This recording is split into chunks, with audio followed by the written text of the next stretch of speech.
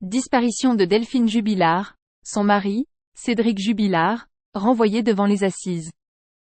Les juges d'instruction ont décidé de renvoyer Cédric Jubilard devant la cour d'assises du Tarn pour être jugé pour le meurtre de son épouse, disparue en décembre 2020. Delphine Jubilard, disparue en décembre 2020, n'a jamais été retrouvée. Les juges d'instruction Audrey Assema et Coraline Chartier ont décidé de renvoyer son mari, Cédric Jubilard, devant les assises du Tarn, rapporte Le Parisien ce mardi. Cédric Jubilard est mis en examen et placé en détention provisoire depuis le 18 juin 2021. Son procès devrait avoir lieu devant la cour d'assises du Tarn à Albi à l'automne 2024, indique une source judiciaire auprès du Parisien. Il encourt la réclusion à perpétuité. Les lunettes cassées de l'infirmière.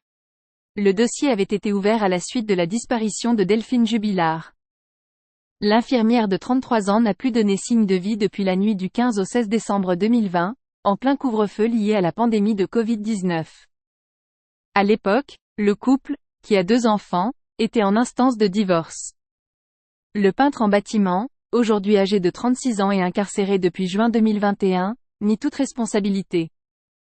Après 3 ans d'instruction, les juges estiment que les preuves sont réunies pour que Cédric Jubilard soit jugé pour meurtre.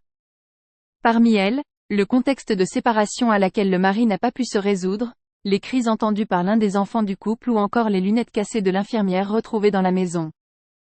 La disparition de l'infirmière avait suscité un vif émoi en France. Peu avant, Jonathan Daval était condamné en Haute-Saône pour le meurtre de son épouse, qu'il avait longtemps nié en jouant le rôle du mari éploré.